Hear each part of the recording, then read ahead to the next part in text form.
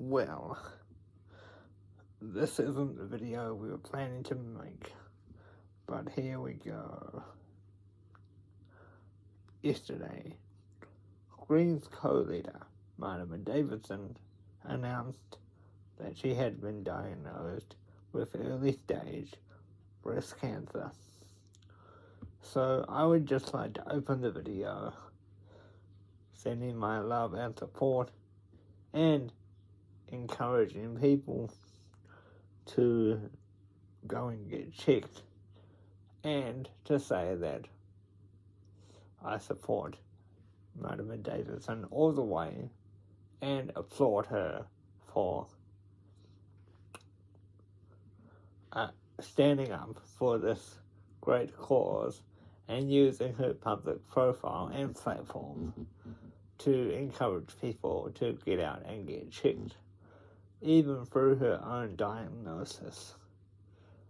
Unfortunately, it's not all positive with breast cancer diagnosis in New Zealand. And to talk a bit more about that, here's Paul. Hey Blake, thank you for that. And I want to echo Blake's and thousands of other people's sentiments from around the country in wishing Marama a speedy recovery and sending her much aroha at the moment for her and her whānau going through a clearly trying time. I can't wait to see you all better, back on your feet and back in the house. If you had a chance to see the press conference yesterday, there was actually a sort of theme to some of the questions that came through around the inequitable outcomes of Māori when it comes to our healthcare in this country. And it's not a new concern. Most of the research that's been done in the last decade has shown the same thing. Outcomes for Māori are far worse in our healthcare system than for non-Māori, and there's a number of factors behind this. One of the big ones is, well, racism, both systemic and personal. For example, did you know that 42% of all people needing to see primary healthcare providers within a 24-hour period are Māori, and only 25% of people who actually get those appointments are Māori? And that might be down to just timing or scheduling or reticence to actually get in there. It might be high peak times like cold and flu season. There's a number of factors that come into play. But systemic and personal racism is one of the factors that also plays into that. And if this is something that's happening quite often enough for it to be the results of a fairly large-scale study, that shows that people are not getting the service that they need. If you go to a cafe and you get terrible service every time you go, you're going to stop going to that cafe. It's the same with primary healthcare providers. If you feel like you're being treated like crap the whole time, that you're not being treated as important, you're not going to go back to that particular healthcare provider. And those systems are already really, really stretched. And this is where things take a bit of a dark turn. You see, our primary healthcare providers get a number of different payments from the government. There's fee payments and there's supplements for other things that they're doing. There's a whole bunch of money that basically gets funneled through our primary healthcare providers for when they see patients. When they don't see patients, they obviously don't get paid for it. And for the number of Māori who don't get seen when they need to be seen by primary healthcare providers, that actually saves the government $49 million a year. But at the flip side of that, that means that you see a much bigger increase of the number of people needing to use hospitals for emergency services or for ongoing issues that could have been taken care of earlier. That bill is $863 million per year.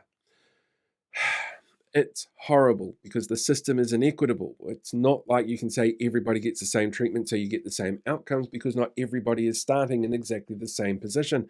Years and years of people being put down or being put to the back of the line or not being given equitable treatment in primary healthcare leads to longer lasting issues, both in terms of healthcare at the hospital end, but also in terms of the attitude that people bring towards going to a doctor. I'm not going to go to a doctor if I can absolutely help it because of how I was treated last time. And that's really not good. And do you know how that could have been fixed? Well, the research was actually pretty clear. They needed to set up something like Te Aka Whai Ora, an independent Māori health authority that specifically was tasked to work with both the Ministry of Health and local Māori health providers and try and change that attitude and get more people focusing specifically on Māori health to basically let them move up to the starting line that everybody else moves up to, so that those outcomes at the other end are far more equitable, so that one group of people in particular aren't more negatively impacted by everything that's come before them.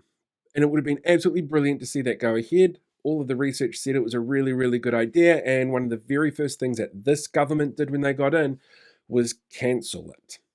So we didn't even get a chance to see if it was going to work. And then when people kicked up a fuss and were like, hey, we're going to go to the Waitangi Tribunal about this, they rushed it through Parliament so that the Waitangi Tribunal couldn't even have a say.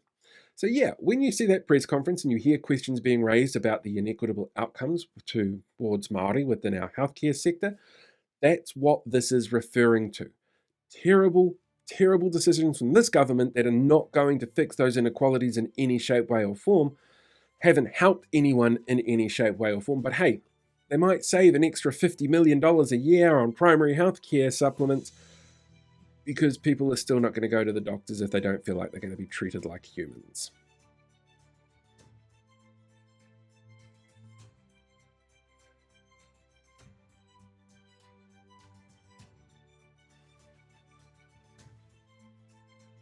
Wait, you're still here?